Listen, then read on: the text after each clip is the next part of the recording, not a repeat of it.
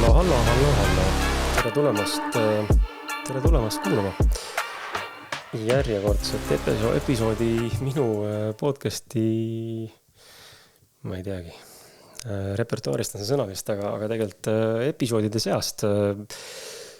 Kui ma ei eksi, siis esiteks Sven, tšau sulle. Tšau. Sul on palju õnne, sul on juubeli episood 360. Suured tänud. 360, läheneme 400-le, sellel aastal sinna me ei jõua, aga järgmisel aasta lõpus äkki isegi võib-olla jõuame. Igal juhul tere tulemast kuulama, täna lähme süveneme siis oma teemadega toidulisandite maailma on nagu hästi üldistatuna öeldud, aga mõne mõttes toidulisandiga on tegemist ja rohkem läheme vaatame soolestiku poole. Me pole siin podcastis hea kuulaja vaataja sinuga väga ammu juba tegelikult soolestiku tervisest sellisel viisil üldse rääkinud. Me oleme rääkinud erinevatest toodetest, erinevatest teenustest, erinevatest, ma ei tea, filosoofiatest, suhtumistest ellu ja nii edasi, aga soolestiku tervisest sellisel viisil me nüüd väga pikalt rääkinud pole ja täna võtame siis selle teema uuesti ette, sest et see on oluline ja kui sa oled uus inimene, kes ei ole varem ühtegi episoodi siit kuulnud, siit podcastist, siis tere tulemast sulle ja kui sa oled keegi, kes võib-olla on juba kuulanud mõningaid episoode ja võib-olla oled sa kuulnud ka erinevad teiste podcastide või meediaväljundite sisu, ma ei tea, toidulisandite või soolestiku kohta, siis ära pane kinni kohe, sest et kas sa ju ei tea täpselt, mida me rääkima hakkame ja ma olen seda meelt, et iga külaline toob ja iga inimene toob tegelikult välja ikkagi oma jagu teisi taipamisi, kõigil oma kogemusena, et nii nagu sinul, minul, vaatajal, kuulajal, isegi kui me räägime siin konkreetsest ühest valdkonnast, siis see ei tähenda, et me kordame seda, mida teised on rääkinud. Võib-olla mõneti, aga võib-olla teise nurgalt. Nii et olege meiega. Tuletan sulle meelde, et täna on sinu jaoks tõenäoliselt 5. detsember või juba enam, ehk siis edasi. Me liigume 3 nädala pärast juba puhkuserežiimile kollektiivselt lähme jõule teistama ja ma teen lihtsalt meeltuletuse, et me räägime täna siin toodetest, mis sobivad suurepäraselt kingikotti. Nii et palun pea seda meeles antud episoodi kuulates. Võib-olla just täna on see hetk, kus sa tahad seda kingitust oma lähedastele teha või ka endale. Kui sa oled üksinda ja endale kuuse alla panna, siis see on ka jumala fine. Aga tõepoolest, hoia silmad kõrvad lahti. Meil on siin sulle ka pakkumine ja võimalus sul seda kasutada. Mis veel? Ega muud ei olegi, too üks uus kuulaja või vaataja. See on see, mida ma alati palun sinult, kes siin konstantselt mind kuulab ja vaatab. Sest et läbi selle, et sina tood uue kuulaja vaataja, jõuab ka see sõnum mõne mõttes uue ringi inimesteni või siis see sibulakiht, mis sa mulle siin just rääkisid Facebooki äädside koha pealt enne, et jõuab uue sibulakihini ka kuulajate vaatajatena. Muidu on oma inimesed ja külalisi inimesed, kes neid episoode vaatavad, kuulavad vastavalt episoodile, aga siis kui sina jagama hakkad, siis jõuab siia võib-olla keegi, kes tegelikult üldse ei teagi mitte midagi, mida me siin teeme täna. Nii et anna ka tuld, see ei võta sul tüki küljest, pane like, pane share ja see on kõik tasuta sulle. Ja head saate kuulamist, ega muud ei olegi. Enne kui me lähme päriselt kohe nagu sisse, me lendame suht kohe nagu täna tegelikult sisse konkreetselt ja ma võtsin see otsuse sinu vastu sellepärast ka, et ei hakka sossutama, sa oled päris kaua tegelikult selles valdkonnas tegutsenud, üsna suure brändi ehitanud ja päris palju nagu inimestele väärtust loonud, inimesi aidanud ja läheks kohe nagu teemade juurde. Aga enne kui sinna läheme, siis sa käisid reisil alles hiljuti. Just. Ja sa tulid, täna ilus ilm, siin härmas on muru ja puud, aga vaikselt tuleb talv peale, aga sa tulid just soojast. Ma tulin soojast. Kus sa käisid, mis tegid seal? Vietnamis, puhkamas. Mis ma tegin, võib-olla ma ei hakka kõike täpsustama, et ma ainult kogu aeg tegingi midagi. No narkoäri, siis reisisid, püüdsid loomi, kõike. Ei, tegelikult muud teemad, aga äge oli selle juures see, et 7 aastat tagasi käisin ka seal, siis mul nagu sellist momenti ei olnud. Et täna Eestis on hinnad on nii palju tõusnud selle aja jooksul, aga seal ei ole. Et, üldse ei ole või nagu? Mina küll aru ei saanud, nagu, et kui ma sinna läksin, nagu, siis iga päev käisid kuskil, iga päev käisid kuskil, tegid midagi ja põhimõtteliselt raha ei lähe. Nagu kõik on lihtsalt nii odav. Nagu et ma toon lihtsa näite näiteks, mis mul on väga eredalt meelde jäänud. Läksid turu peale, ostsid neid kevadrulle värsked asjad, on ju, siis on veel krevetid on sees, 3 tükki maksis 24 eurosenti. Ebareaalne. Ja suur traditsiooniline Vietnami supp, selline suure kausiga pooks kutsutakse. Sa võid valida siis kas veisega, kanaga, mereandidega. See maksab mingi €50. Sürri tegelikult. Jah, meil on umbes midagi sarnast. 10-15. Raamen, jah, just. Päris hull jah, et huvitav, et seal maailmas ei ole nagu see hinnatõus või hinnapoliitika niimoodi kaasa nagu tulnud. Samas on see, et ma tean Tais näiteks, ma toon võrdluseks näiteks õlu, on ju. Vietnamis on võimalik leida kvaliteetne Aasia õlu 25 eurosendiga. Tais on see ligi lähedale 2 euri. Et ma ei oska öelda, seal igatahes on olukord hoopis teine. Et ei saa öelda, et Aasias kõik on... Ja ühe moodi. Kuidas... Mis sa arvad, me täna räägime siin soolestikust ja probiootikumidest ja toidulisanditest. Kui sa vaatad nagu nüüd Vietnami inimesi ja võrdad nagu Eesti inimesi, siis kui palju seal üldse tegelikult tuleb jutuks või ma saan aru, et sa muidugi võib-olla vara öelda, sa pole seal elanud sellises kultuuris nii-öelda, et nüüd näha, mis üldine meedia nagu teeb, on ju. Aga et kuidas tundub, et kui palju inimesed tegelikult pööravad tähelepanu mingile toitumisele või toidulisanditele või vitamiinidele või võrdes meiega? Ütleme nii, et mul oli seda raske nagu näha, et seda Vietnami inimese enda poolt, aga üllataval kombel ma olin just eile ühe sõbra juures, kes elas Vietnamis aastaid, tegi IT-tööd seal kellegile ja ta ütles, et põhimõtteliselt seal toidulisandik sellised asjad, et see ei ole teema. Ja ma arvan, et see ei olegi sellepärast teema, et sul on seal väga hea ilm, sul on täisväärtuslik toit, olematu raha eest, milleks seda toidulisandit veel tarbida. Et mina küll ei tundnud selle kordagi vajadust mingit toidulisandit tarbida. Probiootikume võtsin on ju, see on nagu ennetamaks, et mul mingit jama seal ei tuleks toitudest, aga muidu ma ei näe põhjust. See jama, mis tihtipeale niisugustes idamaadest tuleb, on puhtalt bakteriaalne nagu keskkonna mõjutus või kuidas, miks see meie keha sellised viisi reageerib, oled sa mõelnud seal peale? No esiteks on seal ju hügieeni küsimus. No jah, seda küll ta madala. Siin on teema, on ju, siin peab olema kõik ülisteriilne. Jah, seal sellist asja ei ole. Et see ongi põhiteema ilmselt. Huvitavaks näha, nagu minust on kuskilt läbi vist jooksnud ka seda, et see lääne kultuuri ülim steriilsus, ka mitte ainult toiduga, vaid üleüldse, kodudes iga pool versus siis võib-olla Vietnam või mingi muud sellised maad, kus ongi seda, ütleme, räpasust või mustust natuke nagu rohkem, on ju. Ja see on ka ju osa elust, on keegi ju, võib-olla surrakse küll, aga rohkem sinna mingitesse haigustesse, aga mustusesse keegi vist veel ära surnud ja sellisel viisil ei ole. Ma mõtlen, et see tundub mulle, et ühtipidi me oleme ennast tänases kultuuris siin osaliselt ära lõiganud võib-olla sellisest nagu eluga kaasas käivast nagu normaalsest biokultuurist nii-öelda, oma steriilsusega. Kindlasti, et öeldakse ka ju, et näiteks isegi lapsed, et tegelikult nad peaksid ju väljas mängima, seal pori sees möllama, et ta treenib tegelikult oma immuunsüsteemi. Et miks sellel kohalikul, ma ei tea, vietnamlasel või egiptlasel mitte midagi ei juhtu, ongi see, et tema on oma immuunsüsteemi vastavalt treeninud, ta elab selles keskkonnas, ta on harjunud sellega. Et meil ongi see, et me oleme tegelikult me oleme nõrgestatud selle tegevusega, et järjest steriilsemaks kõik tehakse.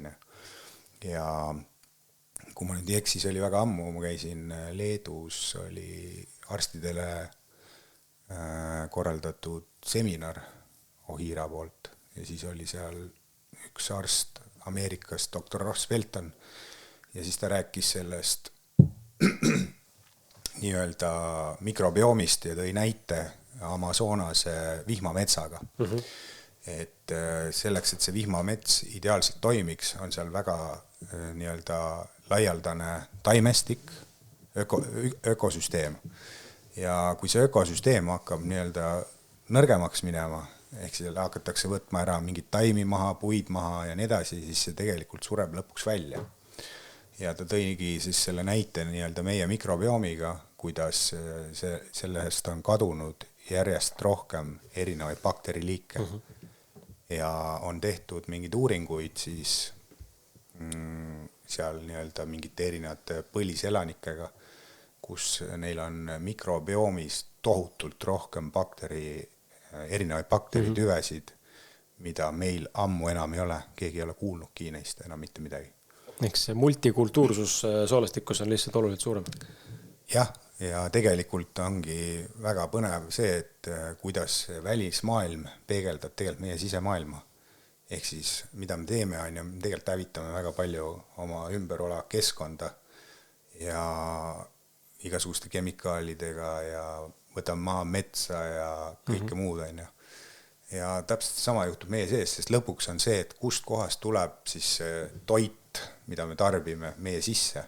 See tulebki väliskeskkonnast, on ju, meie sisekeskkond. Mis on puudulik juba, on ju? Vaata, kui huvitavalt on need omavahel seoses. Et see Ross Belton tõigi selle näite samamoodi selle vihmametsa pealt. Et see on niisugune mõtlema panev. Aga just nimelt see mõtlema panev, aga sellele me ei mõtle. Enne kui keegi tähelepanu sellele suunab. Täna me tahame sind, hea kuulaja, vaataja, mõtlema panna või loodetavasti natukene ka heas mõttes raputada, sest et raputamine on väga eluterve. See paneb mõtlema ja teistpidi elu vaatama mõnikord ja teiste inimeste perspektiivide kuulamine rikastab sinu enda maailmavaadet ja ühtepidi ta raputab sinu maailmavaadet ja see võib olla ohtlik ja tundud hirmus, aga teistpidi ta avab seda. Midagi oli veel, mida sa küsida Vietnami kohta, aga ei tule meelde, küsin pärast, kui meelde tuleb. Lähme selle juurde, et meil on brände palju Eestis ja sul konkurents on küll aga ja mitte ainult Eestis, vaid ka Euroopas ja maailmas iga pool. Nüüd kui vaatame nagu Ohira brändi, mis on siin laual, publik peaks nägema ka seda kaamerast, ma sättisin kaamera niimoodi, et see peaks olema nähtav. Meil on siin üks sinu võimalikest nendest Ohira toodetest, mida saab endale soetada. Kukkus ümber, jah, ma ei ulata siin panna.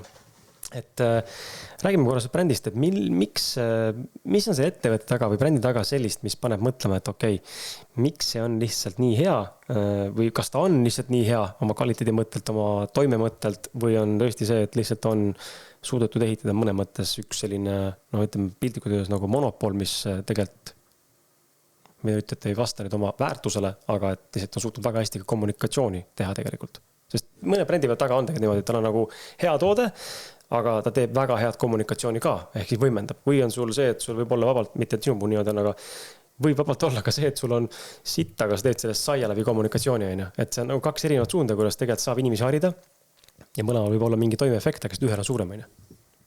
Tõsi, ma arvan, siin brändi taga on see nii-öelda tõsiselt võetavus teaduse poole pealt ja tegelikult see algas ju mu enda kogemusest kunagi.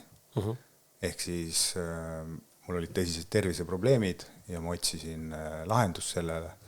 Ma käisin arstide juures palju aastaid, keegi ei teadnud, mis mul viga on. Mul olid erinevad sümptomid, mul oli väga halb olla, mul oli immuunsüsteem maas, nahaprobleemid olid lõpuks, lõpetasin haiglas, urineerides verd, nädal aega olin haiglas, kateeter oli pandud. Ja see lõppes ka sellega, et arst või mind lasti haiglast välja öeldi, et sa oled noor poiss, et ära rohkem siidrit joo. Küsis enne, kui ma sisse tulin, kas ma olen midagi tarbinud. Ma ütlesin, et jaanipäev 2 siidrit joonud. Et siis ma saingi aru, et kuna ma käisin erinevate arstide juures, lõpuks mind suunati seal psühhiaatri juurde ja psühholoogi juurde umbes, et kuna nad ei leia probleemi, siis järelikult peab olema peas midagi.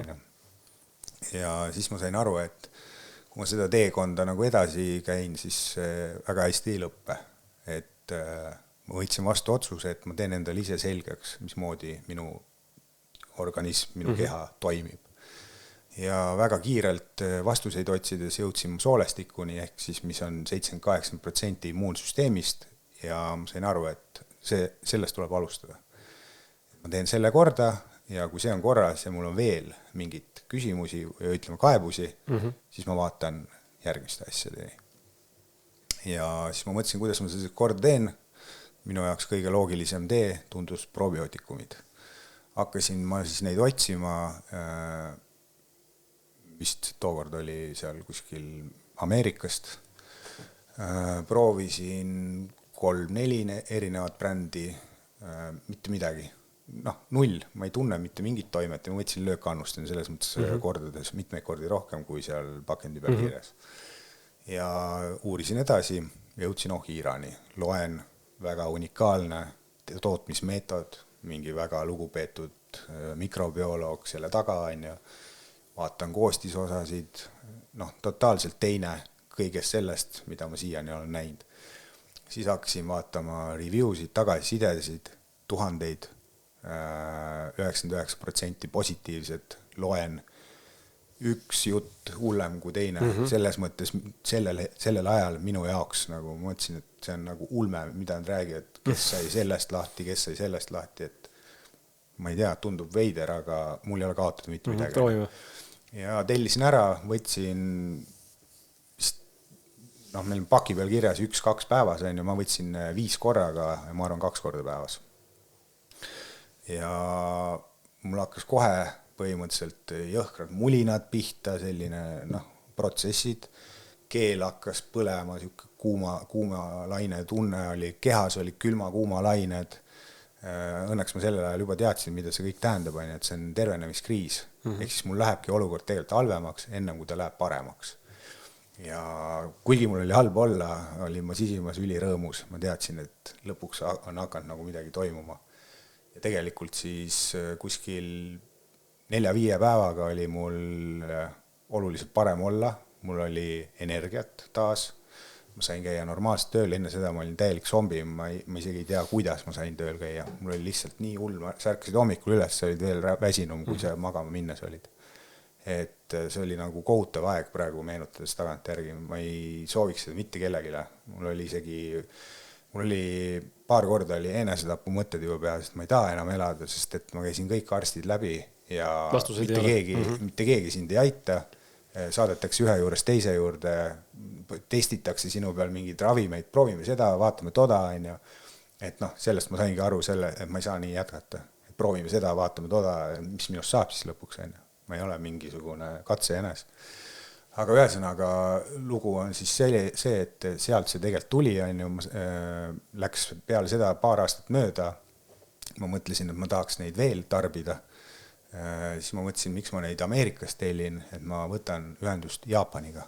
See on Jaapani bränd, jah? Jah, kes siis on tootja. Ja ma võtsin nendega ühendust ja mind suunati, neil on nagu oma esindaja Euroopas, mind suunati sinna, suhtlesin siis nendega, küsiti mu käest küsimusi, miks ma seda tahan teha ja mis kogemused mul on ja nii edasi. Ma rääkisin oma loo ära, nüüd neil on väga hea meel, et ma tahan nendega koostööd teha, et tegelikult kõik nii-öelda materjalid juba Eesti turu jaoks on ette valmistatud, et nad mõtlesid hakata varsti otsima. Ehk siis see nagu ootas mind. Ja sellest hetkest see siia tuli, mul ei olnud isegi sellel hetkel plaan seda mingiks hullult suureks ajada. Ma pakkusin seda käes kätte ühele sõbrale, teisele sõbrale, see hakkas lihtsalt nii jõhkralt kasvama. Et ma sain aru, et ma pean hakkama edasi müüjaid leidma ja nii edasi, et see lihtsalt sellisel viisil enam ei toimi. Aga mida see nagu räägib see lugu praegu ongi see, et see ikkagi baseerub minu ja inimeste siis selle tagasiside peal, kuidas see nendele toimib, mitte see, et siin on mingi super ilus lugu taga. Siin kuuletes nagu on paar kohta, kus ma tahan kinni võtta ja enda kogemus ka jagada, ja ma tegelikult huvi pärast tahaks ka kuulajad, vaatajad kirjutaks kommentaaridesse, kui vähegi julgevad ja kui julge siis kirjutada Svenile otsa näiteks, ma ei tea, kas info@ohiira.ee võib kirjutada otsa, kui on mingi kogemus jagada. Ikka võib. Et kirjutage seda poolt ka, kui palju teie olete üldse saanud nagu toidulisanditest abi, sest et mulle tundub, et ja see küsimus läheb kokku nagu ka selle poolega, sa mainisid, et kehas enne kui läheb paremaks, läheb kehvemaks. Ja ma peatuks korra sellel teemal, et ma ei tea, palju oskad selle teema nagu kaasa rääkida või seda kommenteerida. Mul on enda mingid teooriad ka olemas, aga ma pole sinna nagu sisse süvenenud, aga miks see protsess on selline? Et miks läheb justkui näiliselt, ajutiselt halvemaks, kui me teeme midagi paremaks ja siis alles läheb ta nagu paremaks? Mis tegelikult kehas nagu juhtub? Ja teine pool on nagu see, et kogemused enne, et minul endal ei ole ka olnud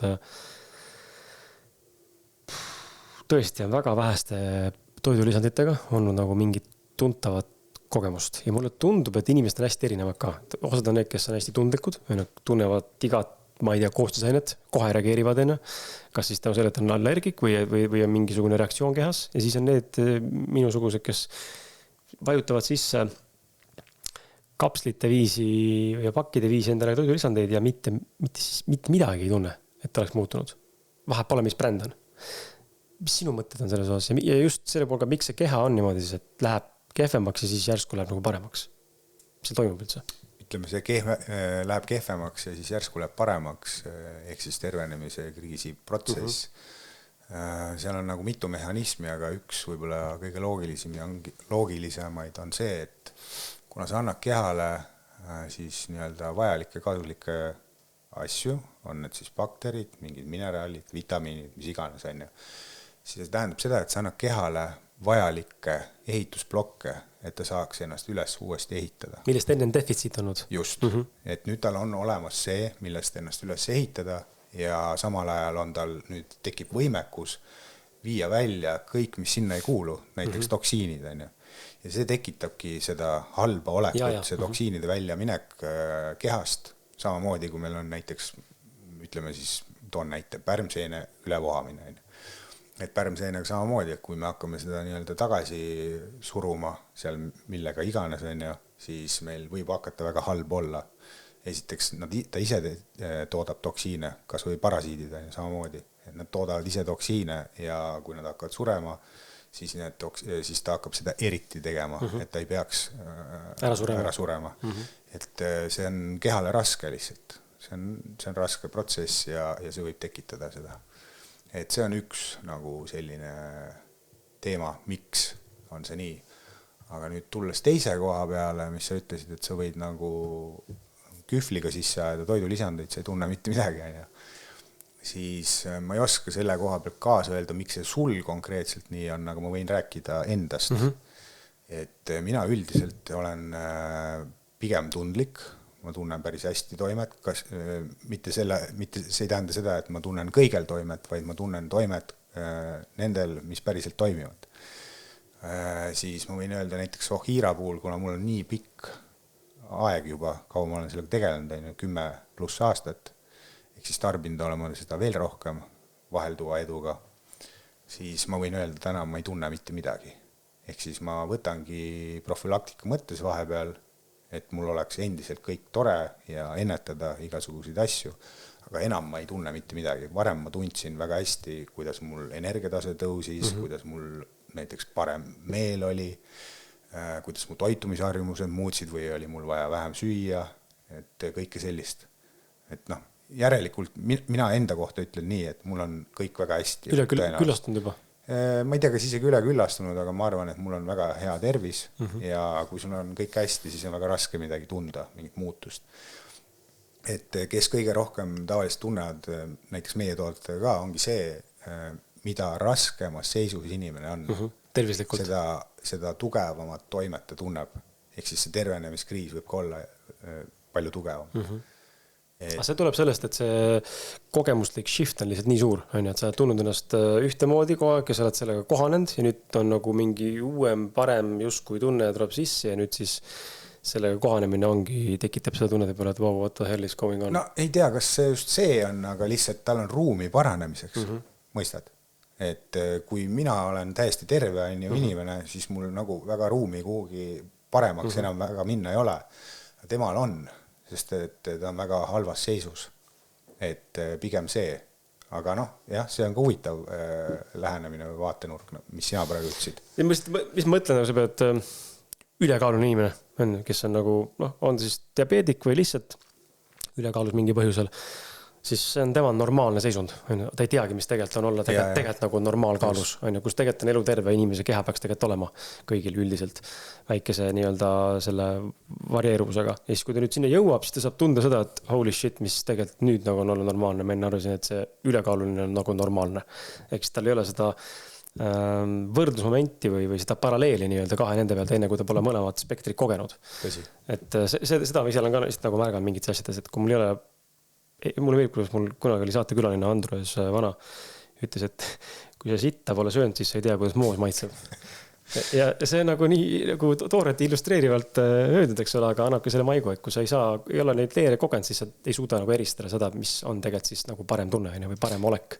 Jaa, et ma olen seda meelt ise täpselt samamoodi, aga võib-olla mitte siis füüsilise tervise poole pealt, aga võib-olla psühholoogilise poole pealt, et ma endale tihti ütlen, et miks ma panen nagu piiri mingi mõtte juures või et mul on maru hästi, et siit saab veel paremaks minna. Muidugi. Ja alati saab. Piiri ei ole. Et paljud inimesed ütlevadki, mul on kõik väga hästi, et mul ei ole vaja mitte midagi. Nagu, aga siit me panemegi piiri.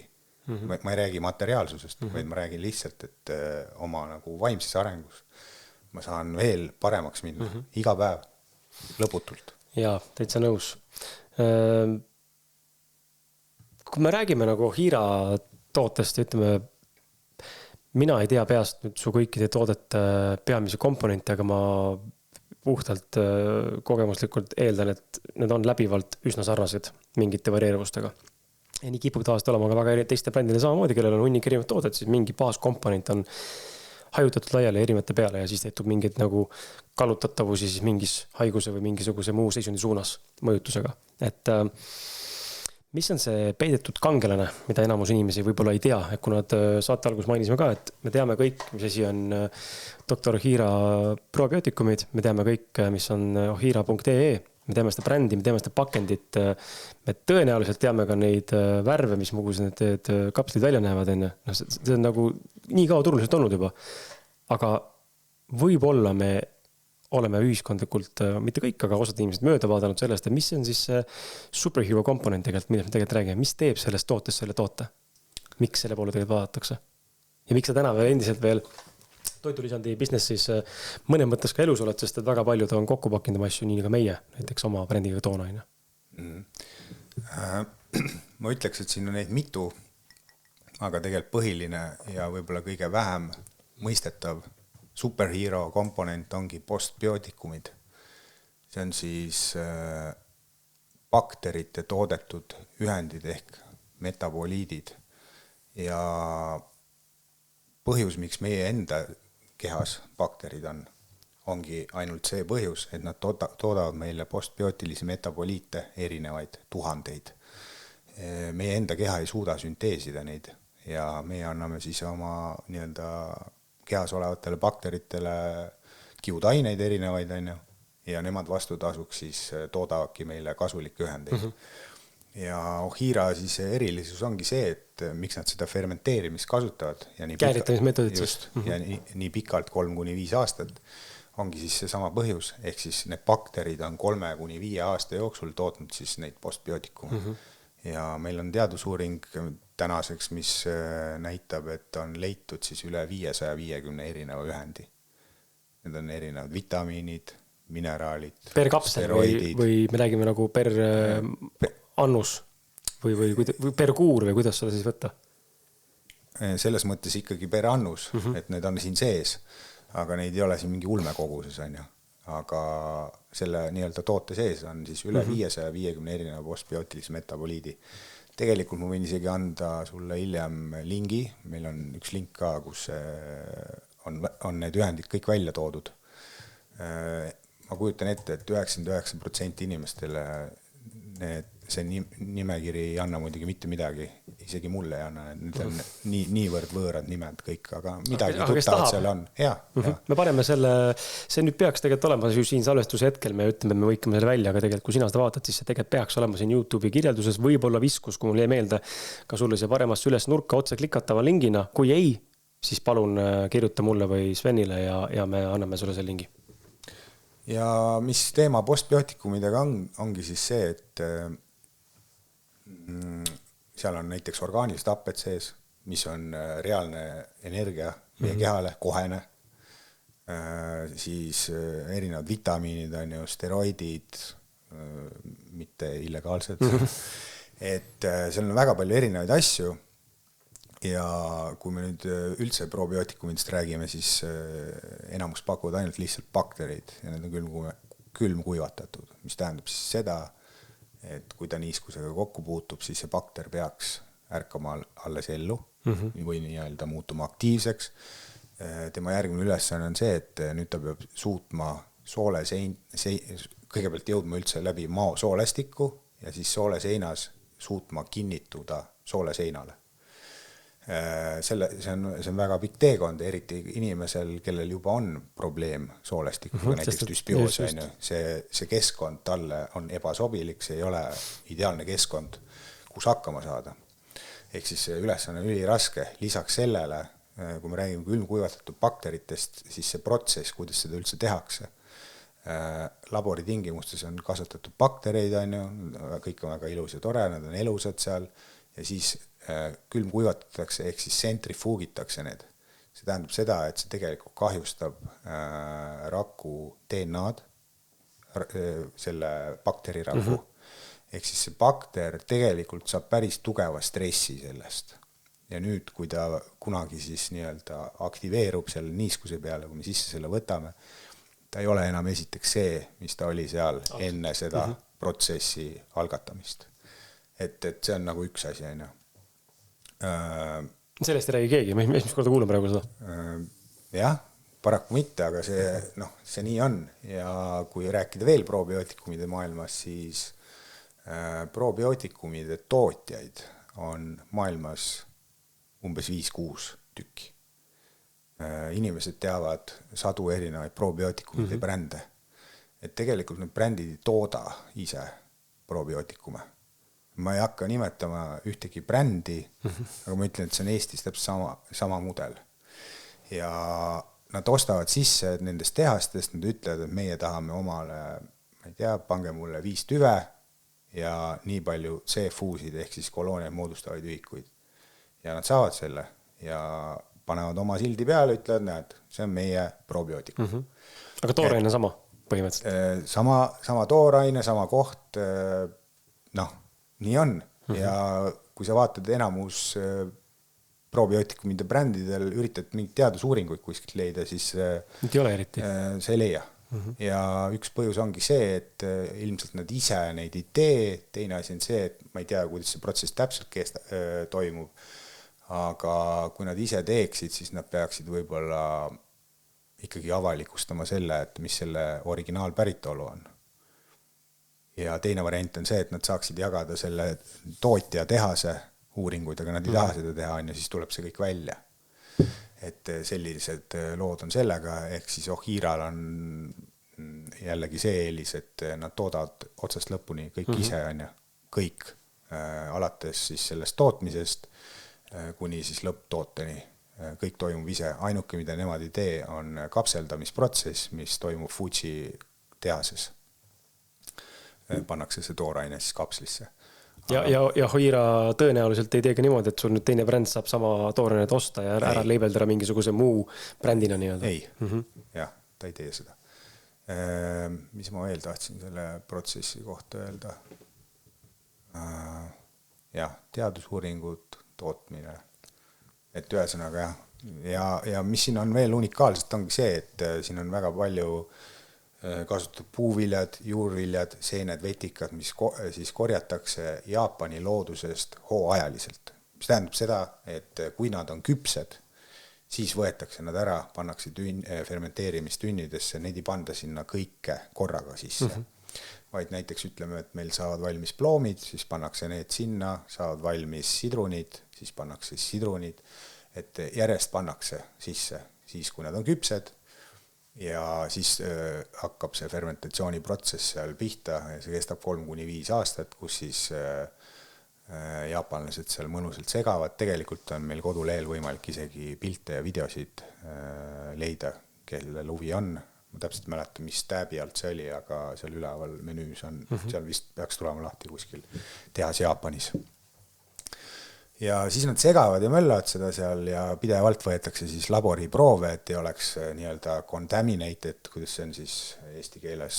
Nagu nakatunud või kahjustatud. Just. Ja tehakse uuringuid, vaadatakse iga partiiga, tehakse veel uuring, et ei oleks seda nii-öelda radioaktiivsust, kuna ammu oli on ju Jaapanis tuumajama, siis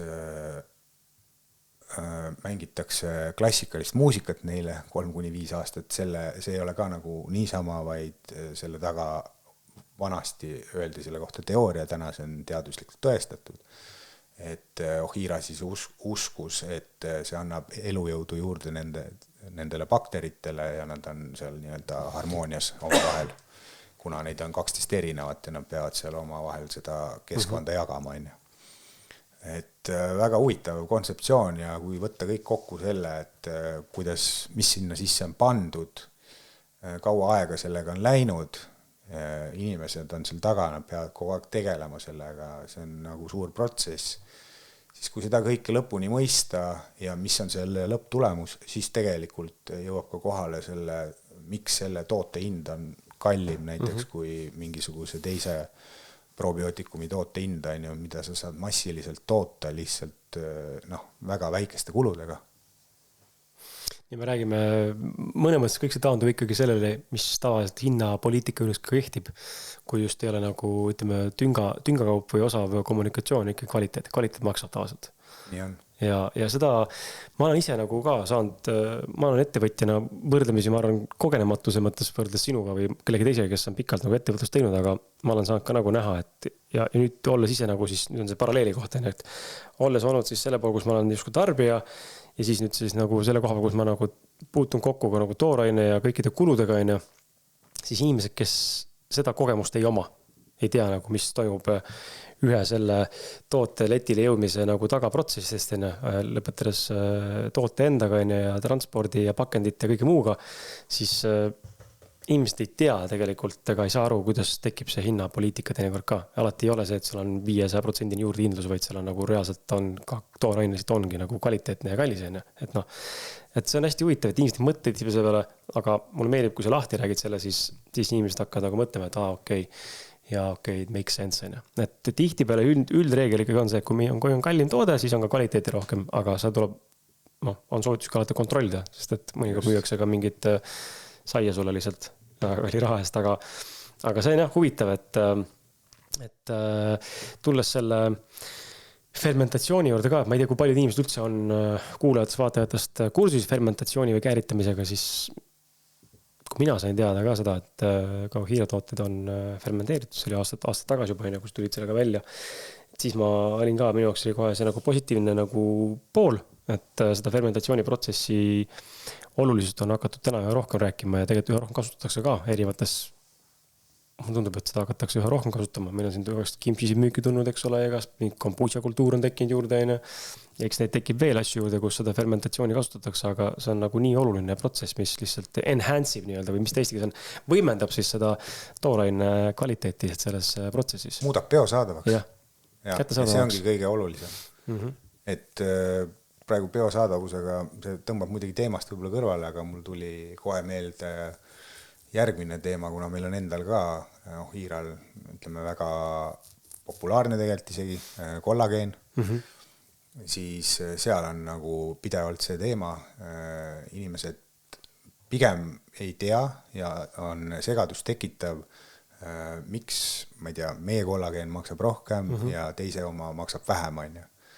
Ja tegelikult ma ei saagi aru, kas see on nüüd tahtlik tegevus või mitte, aga väga paljudel tootjatel ei ole pakendi pealt võimalik lugeda, mis kollageeni tüübiga on tegemist, esiteks, mis on väga oluline asjaolu, kas on esimene tüüp, teine tüüp, kolmas tüüp või on kõik tüübid sees. Mis need tüübid tähendavad? Iga tüüp toimib erinevatel kehaosadel. Ehk siis see tüüp tähendab, oleneb, kus see saadud on, meie omal siis kalalist päritolu, ehk siis seal on võetud nii-öelda soomused, luud, nahk ja iga see on erinev tüüp. Ja täpselt samamoodi toimib ta meie kehas erinevates kohtades, siseorganid, silmavõrk, kestad, mis iganes nahk on. Ja ühesõnaga, seda ei ole esiteks mainitud väga tihti, ma olen vaadanud erinevaid tootjaid, meil on see ilusti välja toodud.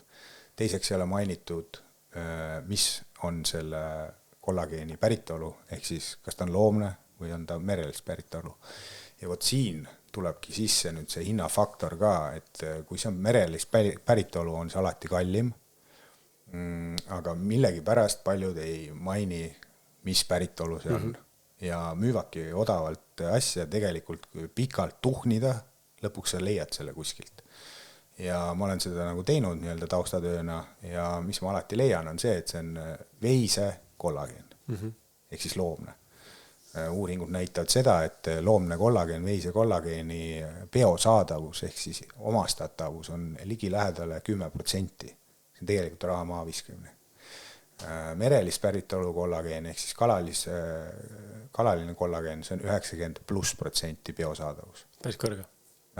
No ütleme nii, et jõhker vahe, üks on alumises otsas, teine on üleval tipus. Et sellised asjad ja seal ongi see siis nii-öelda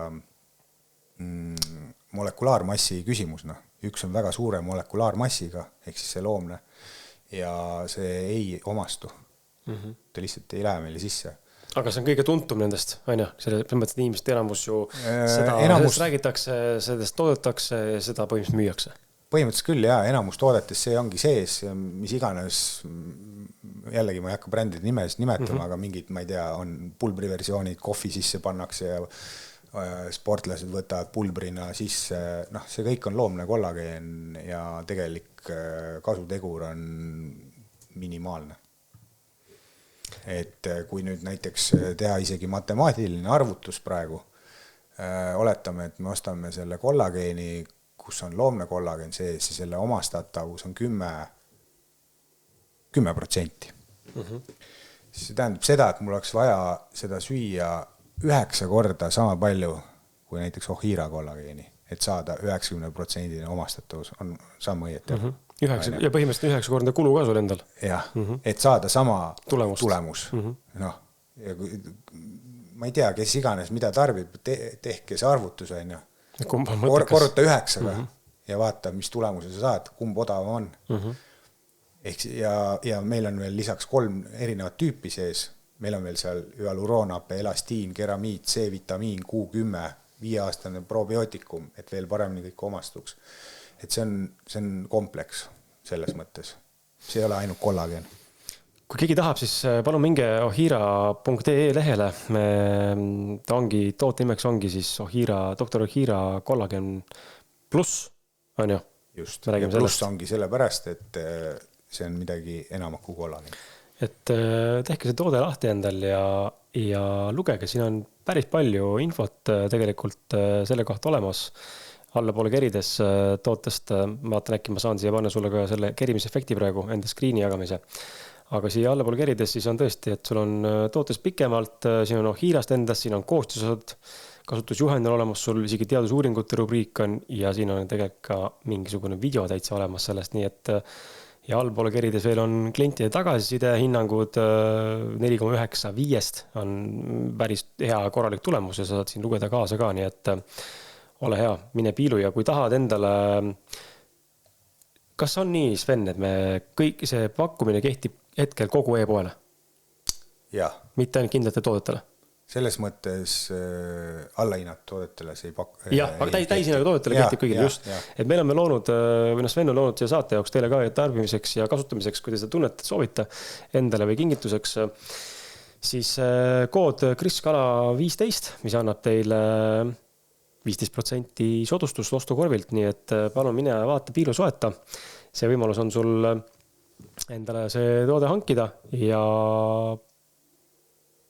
pakkumine kehtib kuni, ma ütlen sulle kohe, pakkumine kehtib kuni, no ütle sisuliselt võib ära lugeda ta 21. detsembrini, ehk siis enne jõule reedel saab see läbi ja see teeb siis kokku peaaegu 3 nädalat, 19, 21, 22, 20, ütleme 3 nädalat, 21 detsember siis lööme lukku, siis enam sellega, vabandust, ma vaatasin valet kuupäeva. Pakkumine kehtib kuni, teeme esmaspäevani, 22 detsember, siis on juba jõulud käes ja enam kingiale see ilmselt ei jõua, aga sa võid selle ikkagi veel endale tellida. Nii et Kriskala 15 ja annab sulle 15% soodustus kogu Ohira e-poest. Tuleme selle juurde, et miks ta ikkagi, aga ma korra küsin, miks ta kollagen ikkagi on vaja? See mõttes, et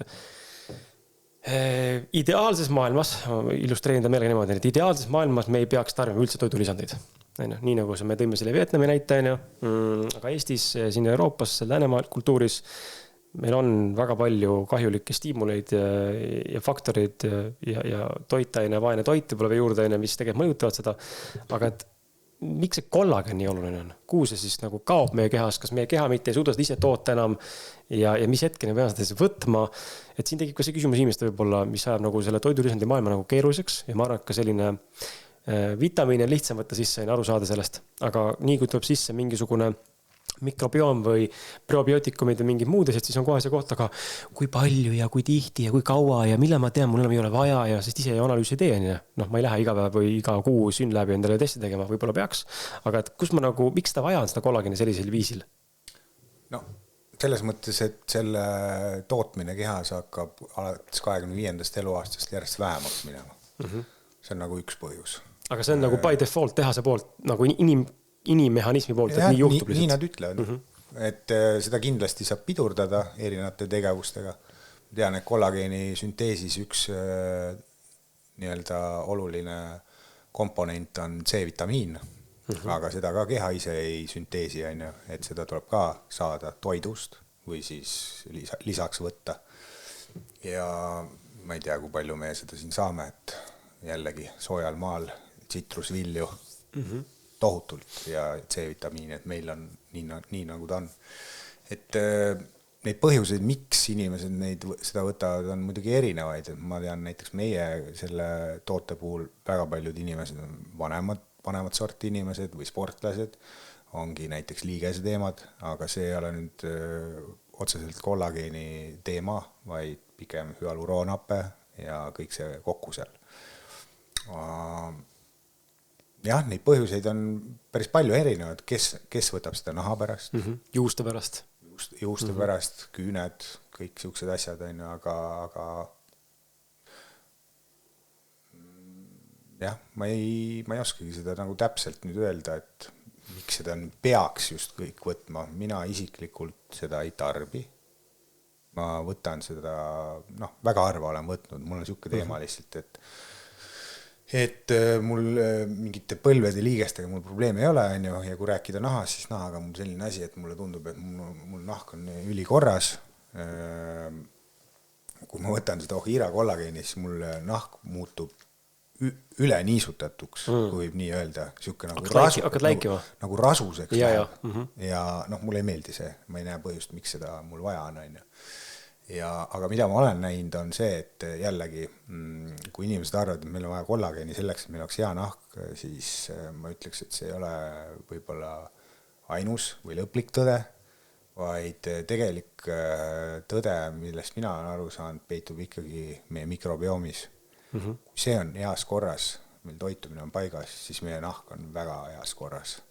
Et ma olen seda ise näinud, tarbides pikaajaliselt probiootikume, süües tervislikult, sul nahk lihtsalt särab, ta on nii elus, puhas, et müstika.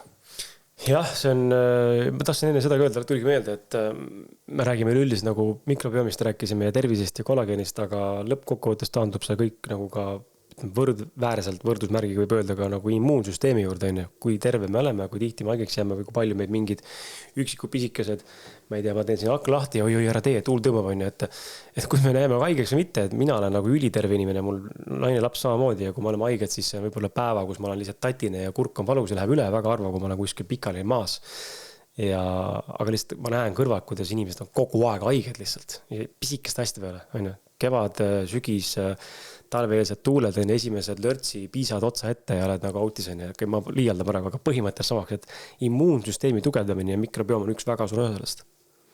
See on põhimõtteliselt võrdusmärgi võib sellel tõmmata, see ongi üks. Ehk siis, kui ma enne alustasin siin juttu, siis ma ütlesin, et mikrobiom on 70-80% immuunsüsteemist. Ehk siis see ongi meie immuunsüsteem tegelikult.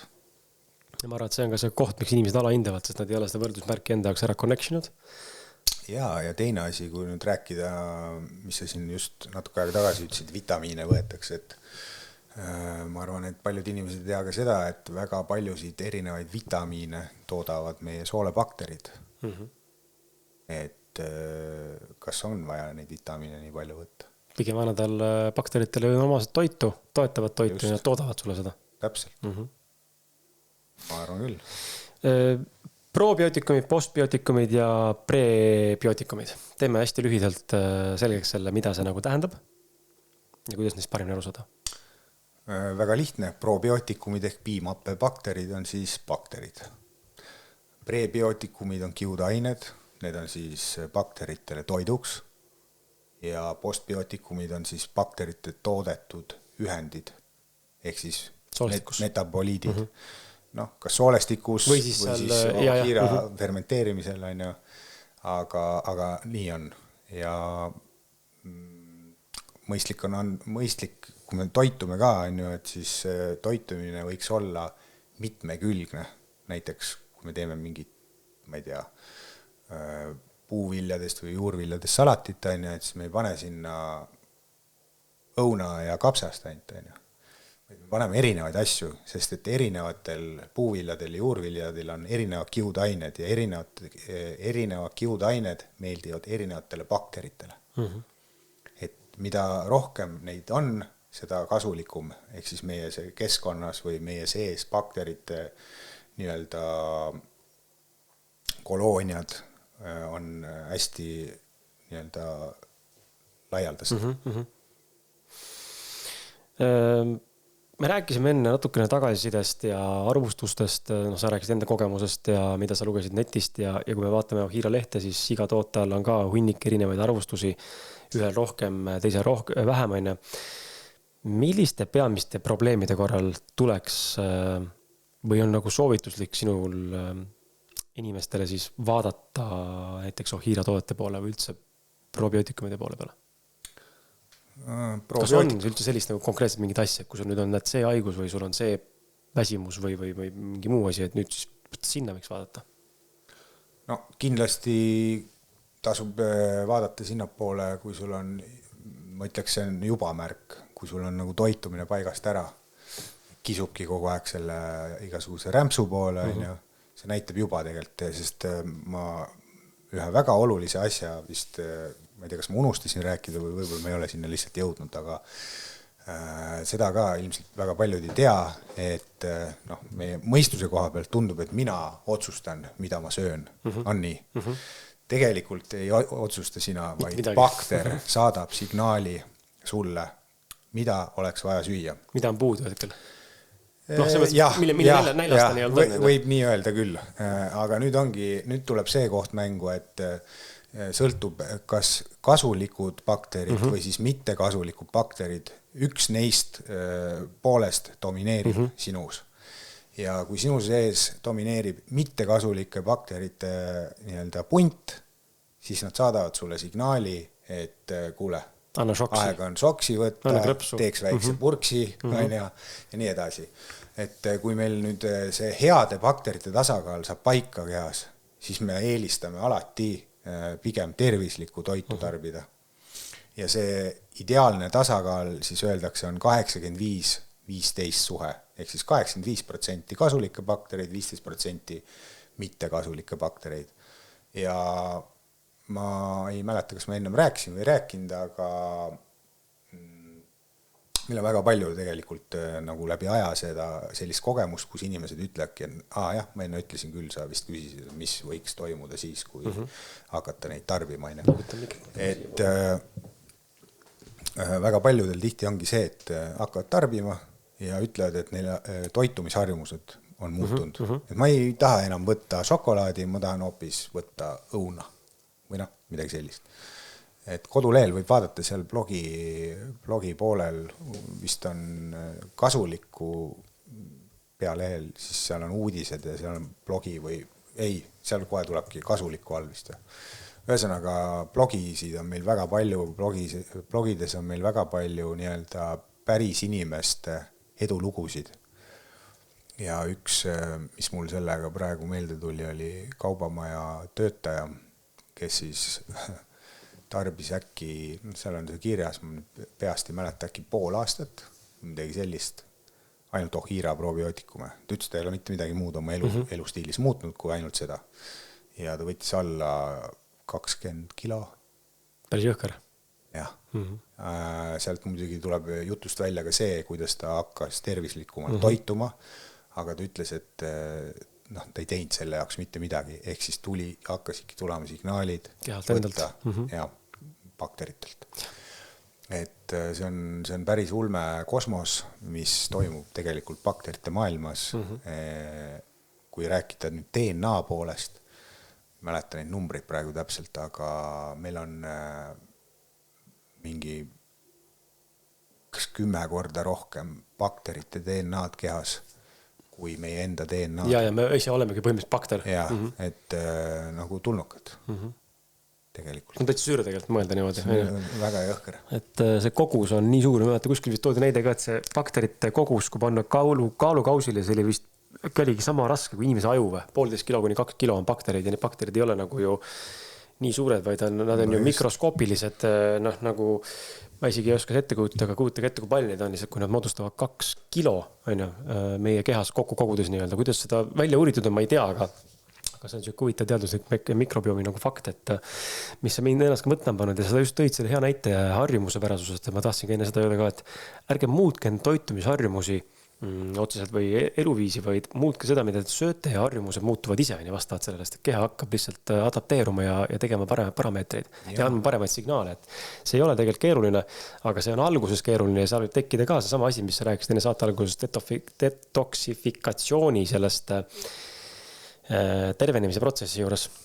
Kui me läheme seda teed, me hakkame ennast toetama näiteks toodetega ja üritame ka toitu hakata seejuures siis parandama automaatselt tänu sellele, et kehas mikrobiomi tasakaalu läheb nagu korrastub, siis ega meil võib tekkida ka tagasilööke sealt. Mõnel tekib mingi puhitus, kes seal, ma ei tea, paha, kõik samamoodi toksiini väljuvad, kõik see osakaal muutub, surevad, pahad bakterid karjuvad, möllavad, mässavad, aga see läheb üle. Et seda, kellega ma olen rääkinud nende teemadel ise näinud ka, enamik, kes selle protsessi nagu läbi teevad, nii-öelda ütleme siis praegu sillistatuna halvadest bakteritest heade bakterite suunas. Ja siis vahepeal ongi keeruline, aga lõpuks mingi hetk on nagu shift ja sa tunned, et sa oled jõudnud nagu kohta, kus on nagu loomulik. Ja. Seda on aega lihtsalt. Mäletan isegi seda, et ma kunagi siin korduvalt olin näiteks, läksin täielikult mahetoodete peale. Tarbisin ainult mahetooteid ja ma nägin isegi siis mu kehal, kuidas käis see nii-öelda shift. Mul reaalselt mingi hetk lõi kõhu lahti lihtsalt. Ma ei tea, mis toimus, aga just sellel momendil, kui sa selle muutuse teed mingi aja jooksul ja siis läheb kõik korda. Aga see ongi nagu tohutu muutus. Nii-öelda conventional toidu, selle tavalise, mis on igast sodi sees, minna puhta peale. See on tegelikult tõenäoliselt tekitab see isegi kehale mingis mõttes korraks stressi seisundi. Ta ehmatab ära, mis toimub. Elu läks lihtsamalt või midagi sellist. Kui me räägime probiootikumidest, erinevatest brändidest ja nimesi mainima ei pea, aga kas on võimalik, me enne rääkisime sellest ka, et üks asi on toimaine ja siis selle päritolu ja selle efektiivsus, kas sinu puhul on ka see, et ta on fermenteeritud veel, kõik ei ole fermenteeritud. Kas on võimalik, et probiootikumide maailmas saab eksida sellega, et ma söön vale probiootikumi? Nüüd defineerime vale, ma ei tea, kas siis vale mulle või et on vale, et tal ei ole nagu üldse toimainet või ongi mulle müüaks probiootikumine pähe lihtsalt mingid lihtsalt kapslid, millest tegelikult on mingi, ma ei tea, tapioki pulbrina vähem, mitte nii hullult, aga kas saab eksida tegelikult sellega, kui ma lähen turule nüüd, mul on lett probiootikume, siin on ohiirad, siin on mingi muud kõik brändid, eks nagu meil täna poodides on, võtan lihtsalt tunde järgi suvalise ja vaata hinda ka võib-olla, võtan suvalise ja kas ma saan eksida selline näide või? Et kas ma saan osta nagu midagi, mis on kahjulik mulle võib hoopis? Ja mingis mõttes võib ka kahjulik olla, väga paljudel toodetel on lisaaineid sees, mis võib-olla ei ole nii kasulikud, pigem kahjulikud. Aga kõige suurem eksimus ongi see, et kui sa ostad toote, mis tegelikult ei tööta, siis see ongi väga suur eksimus. Kallis uriin öeldakse selle kohta lõpuks. Sa kulutad lihtsalt raha mitte millegi peale. Ja nagu on ütlus, ma ei ole nii rikas, et osta nii odavat asja. See tähendabki seda, et sul peab ikka palju raha olema, et järjepidevalt osta midagi, mis mitte midagi ei tee. Aga on veel selline asi, et ütleme, kui inimestel on mingisugune võib-olla mingid haigusseisundid või võtab mingeid ravimeid, siis kindlasti peaks võib-olla tegema taustauuringu bakterite tüvede osas, et mis tüvesid toode sisaldab. Sest igal tüvel on ka oma roll kehas ja seal võib tekkida selline nagu konfliktne seisund, et see ei tee talle nagu head sellel hetkel või mingi haiguse puhul.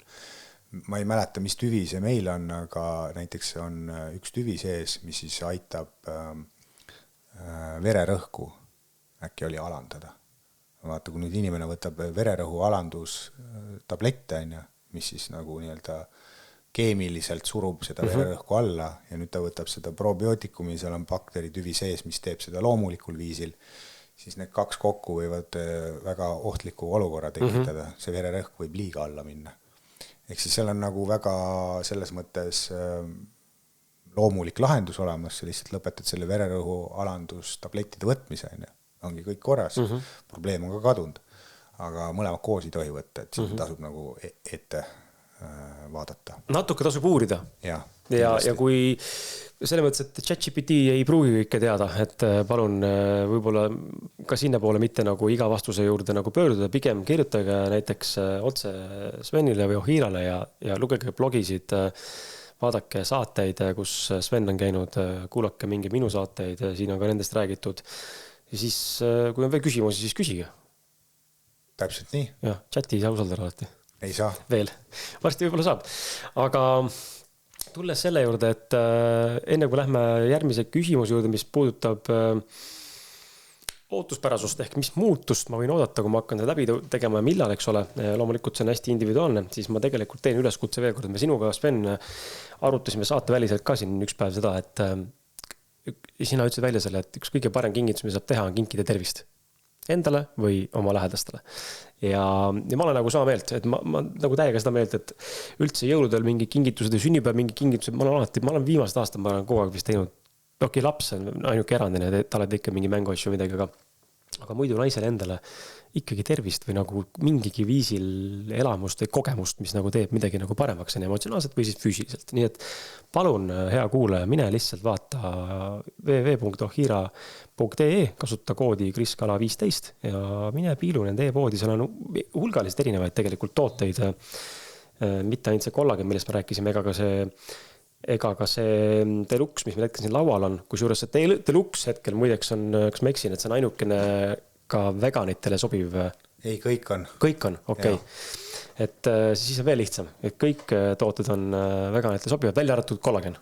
Ei, ma mõtlen probiootikumidest, kõik pasta, deluxe ja standard, kõik on vegan. Ja, okei, ehk siis probiootikumidest kõik on veganid, seal on sildik olemas, kui sa kahtled, eks ole, ja alati saad ka koos kontrollida, aga et rõõmu kõigile selle mõttes ja tegelikult siin isegi on olemas lastele eraldi veel sellised ägedad laste kitid, mis mul endal kohe silma jäid, et kui keegi tahab ka lastele nagu või tervele perele midagi teha, siis palun minge surfake uurige natukene, et tooted ei ole siin mingi 50-60 tükki, et sa ei lähe siin valikuga hulluks.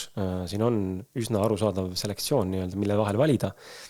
Laste puhul võib-olla tasub nagu öelda seda, et peaks olema veendunud, et lapsel on päris seda vaja. Laste kehad üldiselt ei vaja nagu väga vitamiinide või sellist toetust, unless tal on ikka nagu väga käest ära läinud juba see asi. Jaa, oleneb, et tihti väga väikestel lastel on väga palju seedeprobleeme näiteks. No täna üha rohkem tundub tegelikult. Ja kus see tuleb, on kurb öelda, aga tegelikult lapse emast saab laps oma mikrobiomi. Ehk siis hästi oluline on tegelikult inimesed, kes on rasedad näiteks, oma mikrobiomile erilist rõhku panna. Et see oleks toimiks ja korras, sest laps saab selle edasi. Ja mõtle ise, uus elu tuleb siia maailma, tal on pikk elu ees, 7, 8, 9 aastat. Mis sa tahad talle kaasa anda stardipauguna? Jah, et kui ta saab ikkagi väga hea soolestiku tervise endale kaasa või mikrobiomi, siis on nagu väga hästi saadud. Kes ei ole seda uurinud, siis see on hästi lühidalt öelduna, ma kunagi uurisin selle kohta, lugesin, see oli mest nii huvitav protsess, et kuidas see mikrobiom siis nagu üle kandub, et laps ja ema üsas lootekotis on ju steriilses keskkonnas ja tal endal mikrobiomi, kui sellist ei ole veel välja arenenud, aga ta saab selle emalt sünnituse hetkel siis, kui ta põhimõtteliselt nahk ja puutub kokku tuppe siseseintega, kus on siis bakterid vohavad, sest need bakterid tulevad sünnitushetkeks, kohanevad ümber päris suures koguses sinna tuppeseintesse nii-öelda. Ja sealt ta saab esimese kokkupuute välise keskkonnaga, milleks ongi ema siis keha seespoolt. Ja sealt saab ta esimese mikrobiomi, et see on see koht, kus siis laps saab selle bakteriaalse ema komponendi või koostu siis endale ka, nii et palun emad, kes vähegi on suutelised kaasa mõtlema ja tahavad oma lapsele paremat tervist, kes lapsele, kes juba sündinud on, juba elab või laps, kes alles tulemas on, siis mõelge selle peale ja minge vaadake. Aga tuleme, tahtsid nüüd öelda? Ja kusjuures rinnapiimaga saab ta veel ka seda, et peale seda, kui laps on sündinud, on ju, ta ei peagi lapsele isegi andma probiootikume või asju. Kui ta ise võtab, siis rinnapiima saab. Just. Kui on imetav ema, on ju, kõik imeta. Aga jällegi, kes ei imeta, et ma tean, väga paljud inimesed ei vaata seda teadlikult, aga ostavad seda nii-öelda piimapulbrit. Ja see on nagu hull teema, mis poes on, see on selline kräpp. See on täis kräpp. Et ma soovitan nagu väga ettevaatlik olla ja otsige parimaid lahendusi sellele. Ma saan aru, ma tean juba siin harjad tõuseb püsti osade naistel. Ma olen seda teemat siin osade naistega, kes on sellised väga suure nagu selliste piimapulbrite nii-öelda influencerid. Ma olen nendega nagu seda arutanud, et väga tuliseks minnakse, et põhjus on see, et mõne naisel ei ole seda, ei ole piimatootlikkust rinnas, eks ole. Aga ka see on tegelikult väga tihti, ma ei ole spetsialist, aga nii palju, kui ma olen rääkinud ämmaemandate ja tuuladega ja imetamisnõustajatega, siis see on ka parandatav, kui sellega varasemalt juba tegeleda. See on seotud nii toitumise kui ka puhtalt imemismetoodika õige arendamisega ja rinnamassaažid asjad juurde, aga on olukordi loomulikult, kus lihtsalt seda tõepoolest, mis iganes põhjusel siis ei ole ja siis need piimapulbrid on tõesti abiks. Aga kui sul on võimalik, siis palun esialgu ikkagi proovi see rinnapiima tootlikkus oma kehas tööle saada niimoodi, et laps saaks seda loomulikul viisil ilma nende pulbrite ja lisaaineteta, mida tegelikult vaja ei ole. Ootuspärasused. Kui ma nüüd täna võtan ette selle, kusjuures mina ei ole veel oma naisega kuuri alustanud, sest et ma rääkisin sulle ka, et mul on ikka saadetega ja koostöödega tulevad teatud tooted koju. Ma praegu tarbin Black Stuffi. Tunnen, mul on energia. Ma saan nii palju öelda, et Black Stuffi mõttes energiat on mul tiba rohkem kui tavaliselt. Mitte kas see on hea või halb, mõne mõttes on tore, et ma ei ole nagu nii väsinud. Isegi kui ma panen hullu siin, mul on praegu päris tihti üleval olnud, ma reaalselt olen väga palju videomängu mänginud. Sinu mängu ja ma sattusin ekstaasi. aga ma näen, et ma olen nagu kuidagi nagu mõnusam olles, ei ole mind nagu selles mõttes nagu ära tõmmanud. Et Black Stuffil on praegu tarbinud. Meil nüüd kohe detsembri alguses hakkab Ohira kuur ja ma kohe põnevusega tahan näha, mis see teeb, sest et mu naisel on soolastiku korralikke probleeme. Korralikku probleeme ja ma näen, et lapsele tegelikult, mis on nagu kurb, on midagi tulnud kaasa naise poolt. Mingid sellised, mitte et mingi gluteenitalumatus oleks, aga mingid asjad panevad kõhu alutama ja näiteks väike kogusõnne naise samamoodi. Et me tahame näha, mis see nagu teeb. Ja laps sööb neid happy tummy'si mul. Mitte super rõõmuga, aga sükke 80% rõõmuga. 20% on sükke, et okei, see teeb head mulle. Et mingi maitse seal on nagu võõras väikse lapsele, aga happy tummy'si talle me kugistanud talle siin sisse ja nüüd on see sama küsimus, et kui ma hakkan ise tarbima seda ja kuulaja vaataja paneb mind samasse olukorda, kui ta mõtleb selle peale, et nii ma hakkan nüüd tänasest tellin endale Ohira ära, olen valmis võtma ette selle teekonna, kui kaua ma pean siis neid tooted nüüd tarbima ja millist muutust ma siis võin oodata või kas me võtame või võiks üldse kõik ootused tegelikult maha võtta, mida ma loen teiste kogemuste pealt ja endal mingid unistused, mida ma soovin, et ma saavutaksin või vabaneksin mingistest haigustest või mingitest sümptomitest, et kuidas sellele läheneda sellele tarbimisele, kui ma enne ei ole kokku puutunud, mida võib oodata, mida mitte ja mis muutused tegelikult toimuvad meie kehas, mida me näeme ja mida me ei näe. Lühidalt öeldes see ei ole nüüd nagu otseselt Ohira toote või toodete kohta, vaid see on selline laialt levinud soovitus. Kõik, mis on seotud mikrobiomi mõjutavate toodetega, siis ütleme probiootikumid, soovitus tegelikult on üldse 3 kuud teha kuuri. Ehk siis see on selline aeg, kus siis toimuvad sellised pikemaajalisemad muutused. See pakk siin on kuur. See on jah, kui üks kapsel päevas võtta, siis see on kuu. Teine asi on see, et muutuse poole pealt, mida ma olen näinud, ma olen isegi näinud inimesi, kes ütlevad, et 1-2 päevaga näevad muutusi. Näiteks ütlevad, et tal on rohkem energiat tekkinud. Noh, ma ei tea, 1-2 päeva, see on muidugi ulme, aga reeglina mingi nädal-2 võiks selle aja jooksul võiks öelda, et ainevahetus muutub. Kellel siis kiiremaks, kellel aeglasemaks, pigem ütleme nii, et reguleerub. Siis toitumisharjumused võivad muutuda, aga pigem võib-olla selle ajaga veel mitte.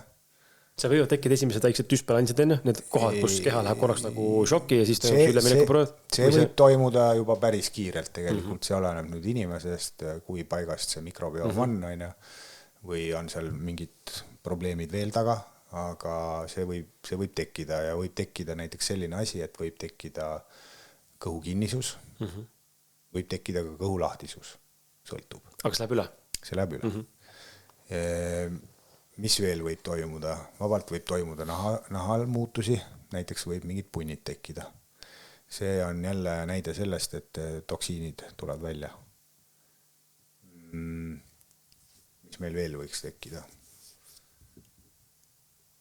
Praegu ei oska niimoodi öelda rohkem, need on sellised levinumad teemad. Ja. Aga muutuste ja ootuste osas on mõistlik pigem hoida ennast tagasi või sest et mis ise märkasin ja olen märganud inimestega suheldes ka, et osad inimestel on väga suured ootused ja siis kui seda ootust ei tule, mis on nagu illusioon põhimõtteliselt endale peale pandud ja siis kui ta ei tule, siis ta pettub nii endas kui ka tootes. Aga see ei tähenda, et toode kohe süüdi on alati. Jah, tähendab, siin on veel selliseid asju ka, et näiteks ma toon mingi näite ja mõtleme välja mingisuguse tegelase, et tal on tõsine düsbioos, tal on nahk paigast ära, tal on energia maas, tunneb väga kehvasti ennast. Võtab Ohira probiootikumi sisse, mitte midagi ei muutu. Võtab homme sisse, mitte midagi ei muutu. Aga mis ta võib-olla peaks tegema, on see, et ta peaks kogustega mängima. Sest inimesed on erinevad, nende mikrobiomid on erinevad, ühele toimib 1, teisele toimib 2 tükki. Siin ei saa isegi mängu tuua näiteks ma ei tea, mingi loogika ütleks, et inimese kaalu järgi näiteks on, et mida suurem inimene, seda suurem kogus. Tegelikult isegi see ei tööta siin. Mul on päris eredalt jäänud meelde see Ivar, see Reemagist. Kontamo mees. Jaa, Kontamo mees. Ma mäletan, see oli väga ammu, me oleme sõbrad, ja siis väga ammusel ajal Ivar võttis Ohira proobiotsi ja ta ütles, et minu arust ta võttis 1 kapsli, ta ütles, et tal on nagu ainevahetus 2 korda kiiremaks läinud. 1. Ta on suur mees. Ta on suur mees. Ja siis ma tean väga väikseid naisi, kes peavad 2-3 tükki võtma, et umbes sama efekt tekiks. Vahepeal on väga harvadel juhtudel, ma olen näinud, kus inimene võtab, et tal läheb kõht kinni. Pigem seda ei juhtu. Ja siis, mis ükskord oligi see, et kõht läks kinni, siis ta võttis 1 kapsli asemel vist 3 ja kõik jooksis paika. Et mingid müstilisi asju on ka olnud, aga ma ütlen, need on nagu see on 1% sajast. Ja on ka variant, et ei sobigi inimesele. Ma ütlen ausalt välja, see variant on ka olemas, et ei ole olemas tooteid, mis sobivad kõigile. Just. Lihtsalt ma võin öelda seda, et sellel on nagu see potentsiaal hästi suur, et ta väga paljudel inimestel sobib, sellepärast on ka meil kodulehel väga palju positiivseid reviewsid. Aga kindlasti mitte kõigile. Kui me räägime sellest konkreetselt probiootikumist ja see, mis laual on, see on nüüd see 5-aastase fermentatsiooniga. Mis vahe on 3 ja 5-sel? Ainuke vahe ongi selles, on siis bakterite multikultuursus või mis vahe seal on? Pigem on see, et ütleme see tooraine ja bakterite nii-öelda kooslus ja kõik on sama. Erinevus ongi siis fermentatsiooni aeg, 3-5 aastat. Mida kauem siis fermenteerimine kestab, seda rohkem on bakterid neid kasulikke ühendeid postbiotilisi metaboliite tootnud. See tähendab, et 5-aastasel on see kontsentreeritumas koguses seal. Teiseks, mis on see, et seda ma ei ole isegi üldse maininud, et kuna seda ei ole külmkuivatatud, siis see tähendab seda, et bakterid seal kapslis on elusad. Aga mitte kõik, ehk siis selle pika fermenteerimise aja jooksul 3-5 aastat tugevamad jäävad ellu, nõrgemad surevad ära. See tähendab seda, et seal on ainult kõige tugevam bakterid on ellu jäänud. nüüd siis selle 5-aastasel on seal nagu väga tugevad. Noh, bakterid ellu jäänud, on ju, 3-aastasel nad nii tugevad ei ole. Siis järgmine erinevus on see, et peale 3. aastat fermenteerimist on see segu tõstetud teistesse tünnidesse ehk siis anaeroobsesse keskkonda. Mida sellega teha tahetakse, on see, et sellega imiteeritakse inimese jämesoole keskkonda. See on anaeroobne keskkond. See tähendab, et see 5-aastane töötab ka väga efektiivselt jämesooles. 3-aastane tõenäoliselt töötab ka, aga me ei tea, kui efektiivselt. Et siin nagu on seda keskkonda nii-öelda imiteeritud. Et need ongi põhilised erinevused. Seal on jään praegu vastuse võlgu, kõik enam ei mäleta, aga 5-aastasega on veel see, et seal on melaniin äkki või midagi sellist ja mingid ühendid veel. Neid on korduvalt või oluliselt kas 2 või 3 korda rohkem sees kui 3-aastasel. Okay. Lihtsalt see protsessi, et noh, ütleme siis, kui seda maitsta ka näiteks kapsel puruks hammustada, siis sa tunned, et 3-aastasel on see maitse on ka veits teistmoodi, see pasta on, seal on mingisugused tükikesed sees mingil määral. 5-aastane on siuke ülifine nagu, seal ei ole enam midagi sees, see on nii ära laagerdunud kõik. Okay. Aga ta on, ma tahtsin küsida ka, kas sisu kapslil on iseenesest nagu, ta on siis pastalaadne, mitte päris vedelik? Ta on pasta, aga ta ei ole pulber. Palju tal on pulbritest? Täna. No kõik ongi, need külmkuivatud on kas pulber või on tabletina, aga see on tegelikult see sama pulber on ju tabletiks pressitud, et ikkagi on pulber. Mulle ei meelde, või sa võid nüüd parandada, kas see vastab tõele, aga mul kunagi ei meelde, kui ma esimest korda sinuga tuttavaks sain, siis et Ohira Elise on ka kapslid endal ka, et kapslid ka hävinevad enne, kui päriselt jõuavad üldse hakata tegelikult siis nagu toorene transporti õigesse kohta. Räägi seda nagu, seda polnud lahki. See on nagu disainitud niimoodi, et kui me selle sisse võtame, siis 45 minuti pärast nii-öelda avaneb siis kapsli membraan, ehk siis ta on läbinud selleks ajaks juba maa on jõudnud peensoolde. Aga reeglina ongi see, et me ei tea nagu teiste toodete puhul, kas see palju ja kas see maast edasi jõuab maa-appest.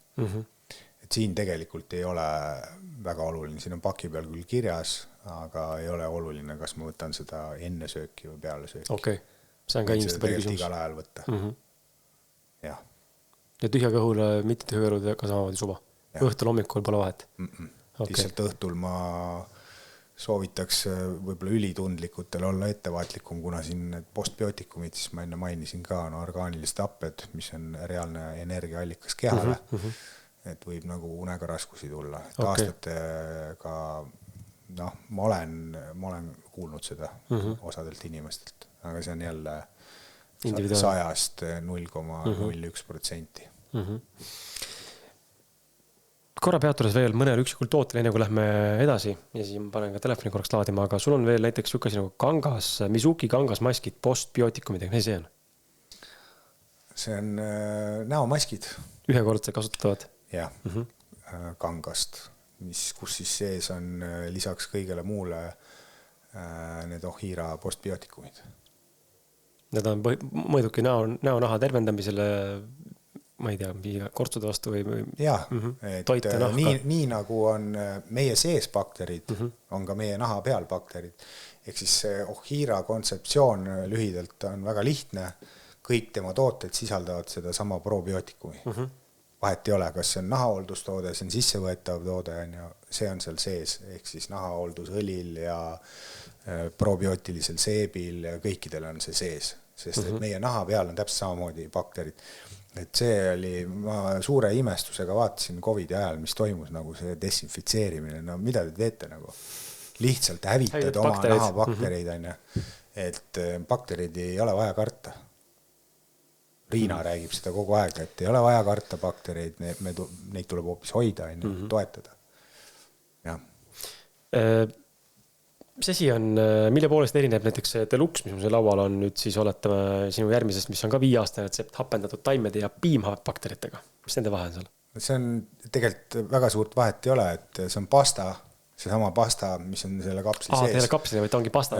Ta on kotikestes. Okay. Ehk siis see on nagu mõeldud siis ülihea variant näiteks väga väikestele lastele või vanuritele, kellel on kapslite neelamisega näiteks raskusi. Samas on ta ka kõige võimsam toode üldse kogu valikust, sellepärast, et seal ühe kotikese sees on 2,5 grammi puhast seda pastat. Aga kui me võtame nüüd selle kapsli ette, siis siin sees on 570, siin on 600 milligrammi üks kapsel. Et see on mingi 4-5 kordne erinevus. Et sealt saad tegelikult päris hea koguse korraga. Ja siis seal on see maitse küsimus, kapsliga see tunne maitset. Aga jällegi, see on puhtalt minu arvamus, aga see maitse on väga meeldiv. Et ta on selline magus, ma ei tea, erinevatel inimestel meenutab see erinevat asja. Mulle meenutab nagu võib-olla natuke ploomimoosi. Siis mul üks siin hea tuttav Tommi, kes on soomlane, see ütles, et meenutab sellist asja nagu mämmi, mingi Soomes väga mingi tuntud, ma ei tea, mis asi see on. Aga lapsed pigem armastavad seda ja mul on väga palju tuttavaid endal nagu ka, kellel lapsed on ja ütlevad, et lapsed ise tulevad küsima seda pigem. Okay. Et on aeg. Ja siis on sul veel iluseep, Kampuku iluseep ja Magoroku nahahooldusõli. Jaa, et see Kampuku iluseep, see on samamoodi, see on täiesti naturaalne. Kookose baasil, ehk siis ta ei ole mingit searasvast. Kookose baasil ja siis on Hiira probiootikumid sees ja erinevad taimed veel, et sellega saab seal lähemalt tutvuda, aga ühesõnaga seda kulub ülivähe. Üli hästi läheb vahutama. Kui me räägime tavalisest seebist, siis tavaline seeb pigem kuivatab nahka. See hoopis paneb niisutab nahka. Aga on väga huvitav, mida ma olen enda peal näinud ja väga paljude inimeste peal veel, et kui inimesed hakkavad seda kasutama, siis korra võib tekkida siuke efekt, nagu hakkaks kuivatama, tegelikult ei kuivata, aga siuke nagu, me ei oskagi öelda, nagu siuke torkiv tunne on, ongi täpselt nagu kuivataks. Aga see läheb ära. See on paari päeva küsimus, see läheb ära ja see on nagu mingi üleminek toimub. Eriti, ma kujutan ette nendel, kes on naftapõhiseid tooteid palju kasutanud. Et toimub üleminek, aga sul ongi põhimõtteliselt nahk on sul nii niisutatud, et kreemi enam vaja ei ole. Siuke efekt tekib nagu. Ja see õli? See on mitte vegan, sest et selle põhikoostis osa on hobuse rasv. Okay. Ja hobuse rasva on siis kasutatud näiteks mongolite poolelt aastasadu ja nad kasutavad seda näiteks ravi eesmärkidel. Igasugused nahahaigused, probleemne nahk, kõige selle vastu, aga ka normaalsel nahal sobib. Et talvel on eriti ja tunnedki, et sul on nagu mingi siuke kaitsev kiht on peal ja kuidagi temperatuuri eest ka kaitseb, väga huvitav. Ja samamoodi seal on siis probiootikumid lisaks ja näiteks lastele väga hea, mähkmelöövad asjad, kõik sellised või putukaammustused ükskõik millistel inimestel. See on nagu selline, ütleme siis probleemne pool. Aga muidu jällegi hästi vähe kulub. Ta on lõhnatu, sinna ei ole mitte midagi lisatud, ei sünteetilist ega mitte midagi. Et see on selline toode. No võt, mingi vaadake www.hiira.ee ja kood kriskala15 annab sulle -15% soodustust kõikidel toodetel, mis on täis hinnaga. Nii, mina panen kiirelt telefoni laadima ja siis me sinuga jätkame. Meil on jäänud veel siuke 5, 6, 7 küsimust. Okei, aga jätkame võib-olla selle koha pealt, et väike feedback ikkagi juurde, et kui inimene, kes kuulab, vaatab praegu ja võib-olla mõtleb, et ma lähen loen pärast poole ja võib-olla pärast unustab ära, too mõningaid näiteid. Kui sul on mingid eredamad meeles, mida sa oled näinud, mida inimesed on päriselt siis, ütleme, Hiira toodetega siis ka saavutanud. See ei pea olema nagu midagi väga, võib-olla, ma ei tea, sa tervenes vähist või see võib ka see olla, aga mis on niisugused olnud, mille puhul sa näinud ja kas tuleb ka nagu kogemuslikult nende aastate vältel datat vaadatuna välja mingisugused suuremad sellised üksikud grupid, millele enamjaolt nagu jälle see asi tuli välja, et saadi lahendus? Ütleme näiteks, me oleme teinud selliseid turunduslikke kampaaniaid ka, kus see oli palju aastaid tagasi, kus me valisime välja inimesed, kellel olid näiteks toitumisharjumused olid käest ära, nahk oli käest ära ja ei mäleta, kaua see kestis äkki 3 kuud.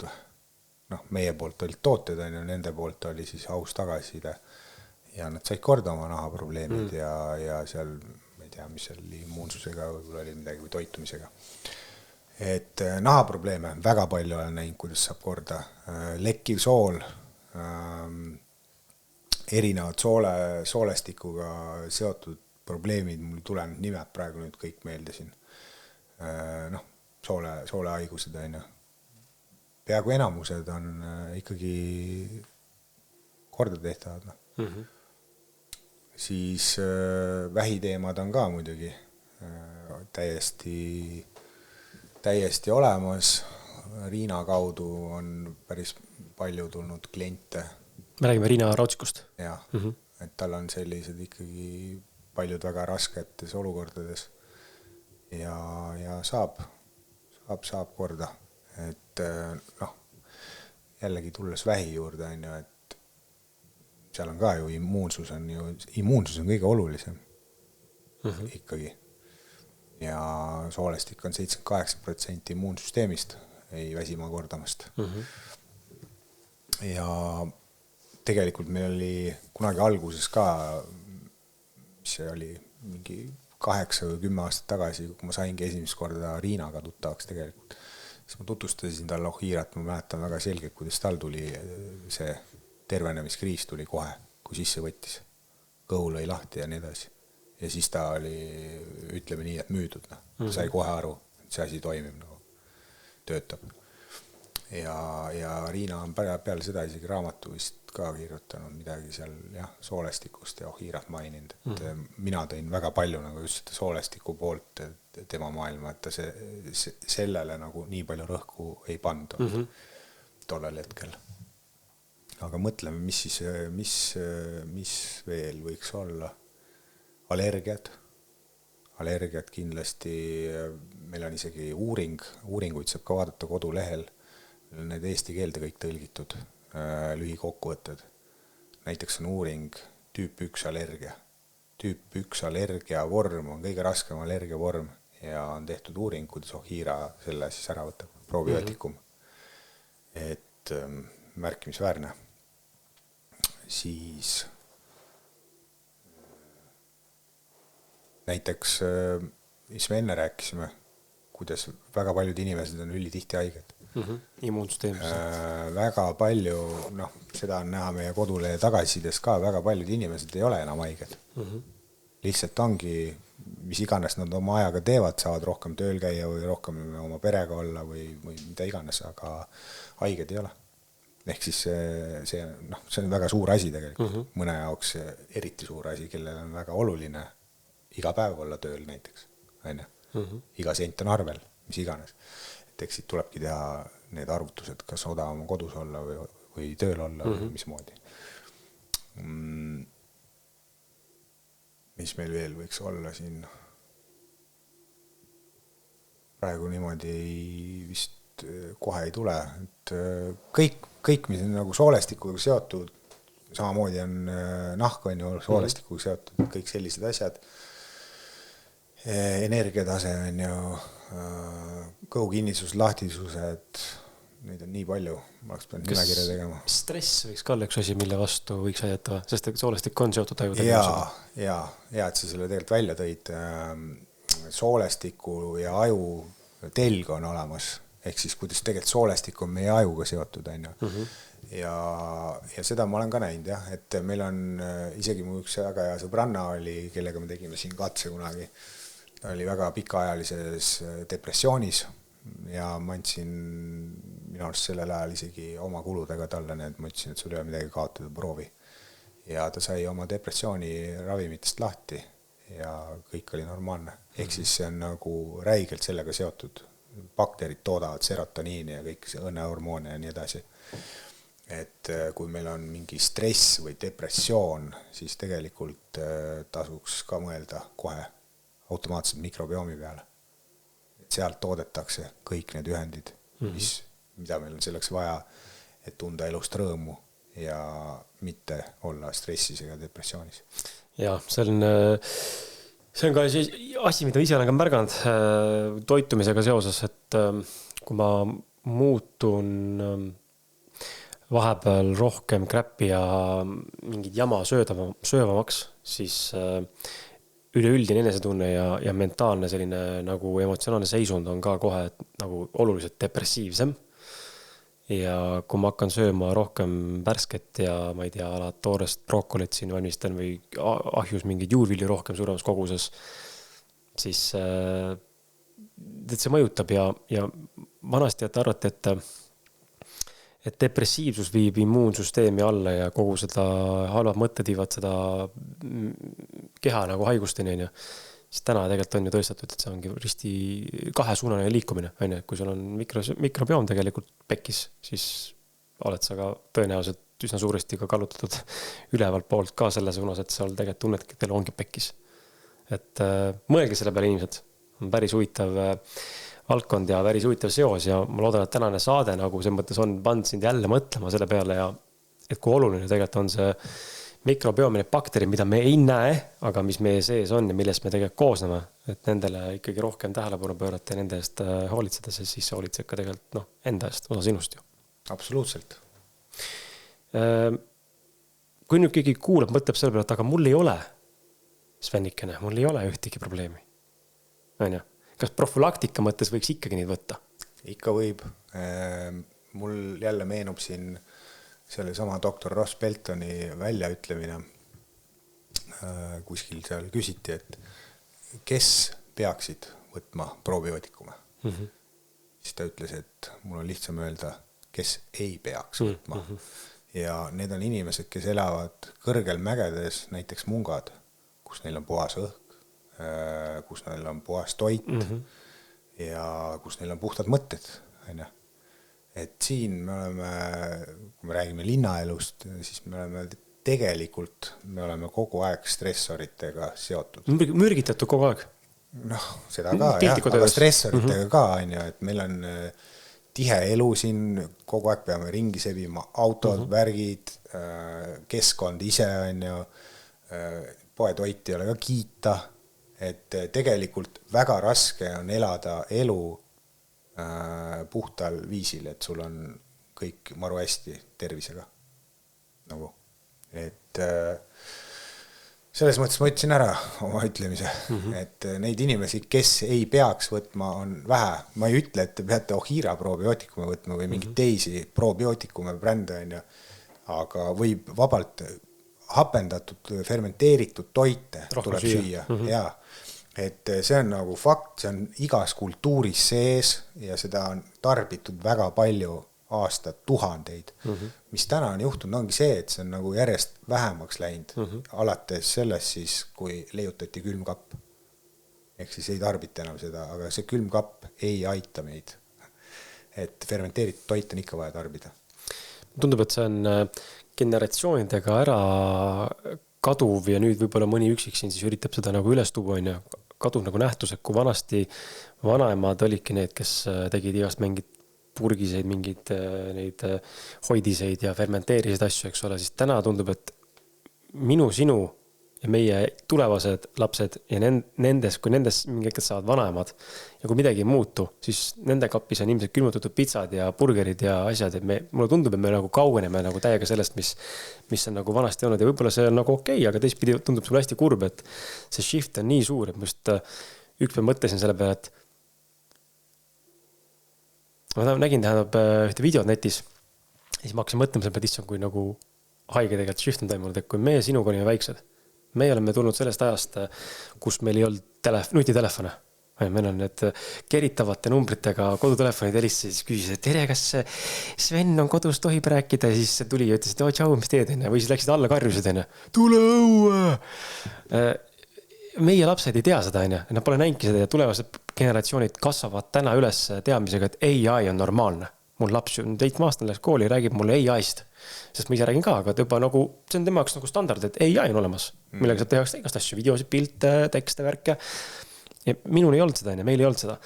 Ja mõelda selle peale, kui meid vanasti karistati selle eest, et meid jäeti tuppa nii-öelda karistuseks, et see ei lähe õuesõpradega mängima, siis täna karistatakse lapsi, see ei karista sellega, et see jääb tuppa. Ta on hea meelega istub su toas ja vaadib telekat. Telefoni võtab ära. Jah, täna karistad sellega, võtad telefoni ja saadate õue. Puu otsa ronima, mida ta teha ei taha. Et nagu nii suur shift on nagu toimunud kollektiivselt tegelikult juba selles osas ka. Rääkimata toidust. Nagu tagurpidi oleks läinud. Minu jaoks oleks olnud see, et lähed õue. Täna sa ütlesid, et on karistus. Tollel hetkel oleks olnud kingitus. Ja, yes, on õue minna. Vastupidi on kõik. On, väga hullik ka. Aga me räägime nagu mitmekülgsest toitumisest ja siis sellest, et kuidas toetada mikrobiomi.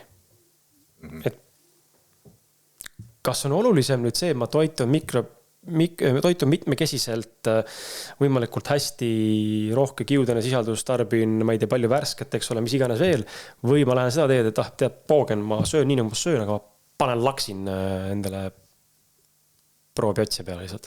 Et kus see tasakaalu koht lõpuks tekib siis selline, et okei, jah, et ühtipidi, oled sa seda ka nagu enda puhul märganud või pigem ei ole? Enda puhul? Jah, või inimeste puhul, kes mõtlebki selle peale, tead, suvaselt toit, ma lihtsalt laksin neid järjest. Või versus see, et ma ei laksi, lähen ainult toidu peale või ma siis teen mõlema shifti nii-öelda. 3 nagu stsenaariumit. Mul praegu niimoodi ei meenu see otse, aga teiste pealt on.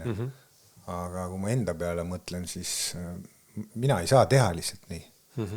Mul tekibki reaalne error, et ma küsin kohe, kui ma seda hakkaks tegema, miks ma seda teen. Ehk siis ma võtan probiootikume ja samal ajal käin, ma ei tea, joon viina ja söön purksi. Miks?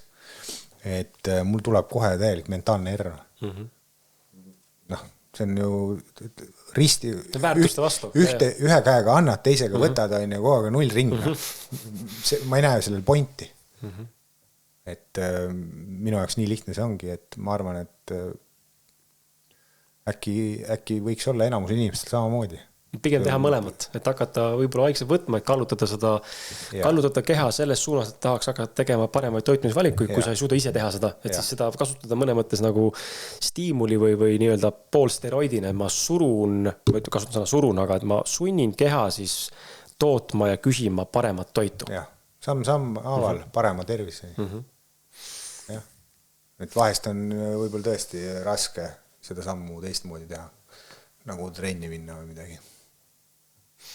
Kui sa vaatad näiteks seda, kuhu me täna üldse liigume toidu lisandite maailmas, sa oled siin pikalt sees olnud, sa oled saanud ka suur tootja ja teadustööde nagu tegija juures ka nagu kõrval olla mingis mahus. Mis sa arvad, mis on probiootikumide tulevik või üldse toidulisandite tulevik ja kuhu me liigume, kas on mingi hetk võimalik, täna meil tuli välja väga just see pool, et ei ole olemas one fits all varianti, aga kas on võimalik tekitada lõpuks turule selline toode, mis kas sobib kõikidele või me toome turule nii-öelda tooted, mis on siis, toome turule nagu tooted, mis siis katavad ära enamus inimtüübid, nagu on mingi human designi puhul, nagu enamus inimesed lähevad mingisse tüüpi, kas on võimalik ka toidulisanditega jõuda vinna või probiootikumidega sellisesse kohta, kus põhimõtteliselt teed hiira lahti ja ma igal juhul leian sealt endale midagi ja seal on väga spetsiifiliselt välja toodud ka, et see on just sulle sobiv.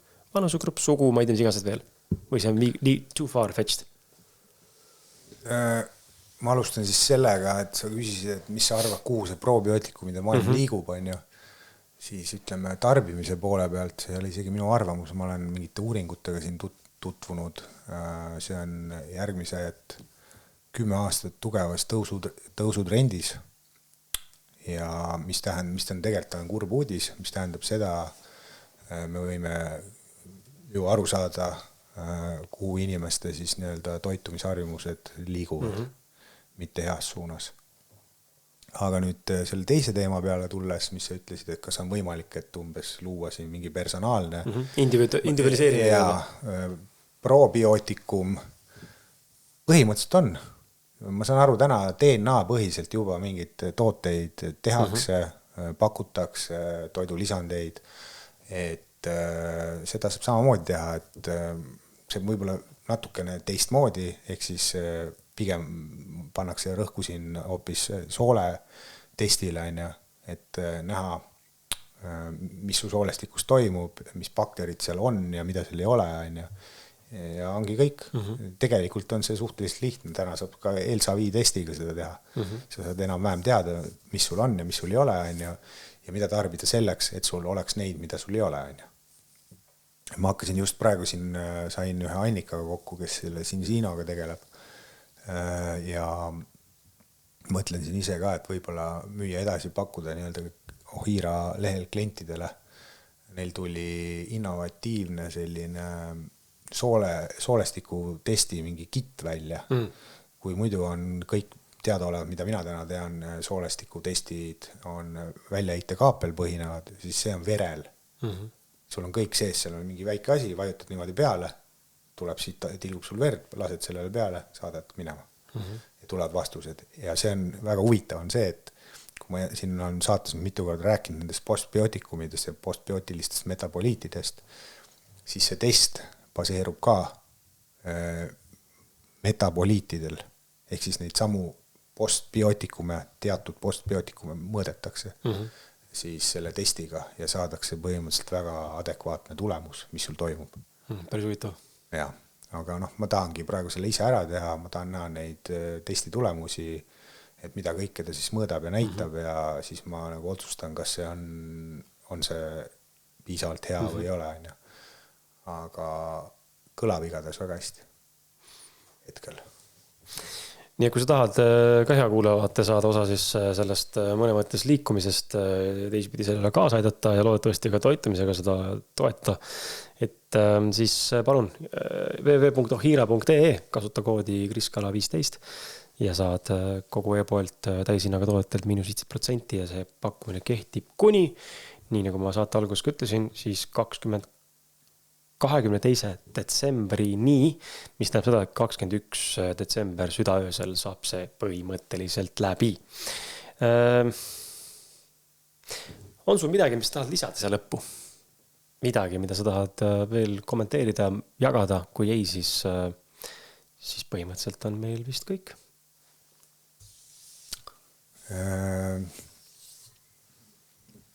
Ma soovin kõigile väga head tervist ja kellel seda ei ole, siis liikumist sellele poole, et ega midagi teha ei ole, tuleb puurida, keegi meile sülle mitte midagi tuua ei taha.